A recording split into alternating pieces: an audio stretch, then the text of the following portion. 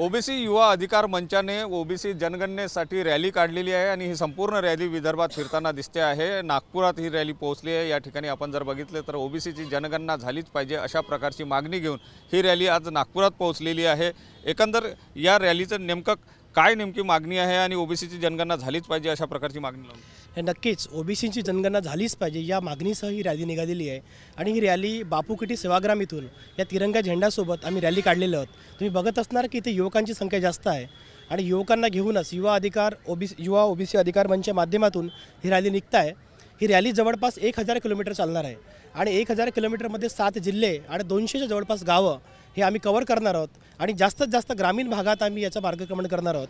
तर ही रॅली काल वर्धेला होती, आज नागपूरला आली संविधान चौकात, आता पुन्हा भंडारा गोंदिया असं मार्गक्रमण करणार आहे आणि तिचा समारोपसुद्धा 12 तारखेला चंद्रपूरला होणार आहे। ही रॅली मुख्यत्वे जी सरकारी जी काही आत्ता परिभाषा सरकारने बदलवलेली आहे की एकाला आईचा आणि एकाला मावशीचा जो भेद देत आहे त्या संबंधानेच चाललेली आहे। ज्या पद्धतीने सरकार म्हणत आहे की आमचा DNA ओबीसीचा आहे परंतु आम्हाला कुठेही तो दिसत नाही आणि एका बाजूला सरकार सांगत आहे की आम्ही ओबीसीसाठी अनेक योजना राबवल्या आहेत किंवा राबवत आहोत पण हे आम्हाला सामान्यतः कुठेही दिसत नाही आहे। आम्ही लोकांना जागरण करण्यासाठी चाललो लोकांमध्ये की SC STची जनगणना होते, आत्ता तर मराठा आणि खुला वर्गाची सुद्धा जनगणना सर्वेक्षण सुरू झालेलं आहे पण जी मागणी 40-50 वर्षापासून आमची मागणी होती ती मागणीला सरकारला विसर पडलेला आहे आणि सरकारला एक ओबीसीचाच विसर पडलेला दिसतो आहे। कारण रोज 10-10, 15-15 दिवसानंतर आम्ही वसतिगृह सुरू करू, आम्ही आधार योजना सुरू करू असं मागील 5 वर्षापासून सुरू आहे।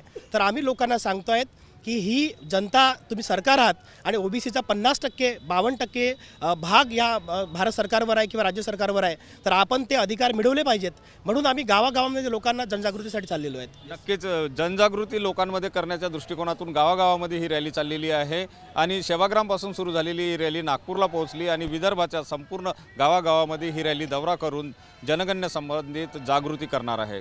कॅमेरामन साईसह सुनील ढगे, TV9 मराठी, नागपूर।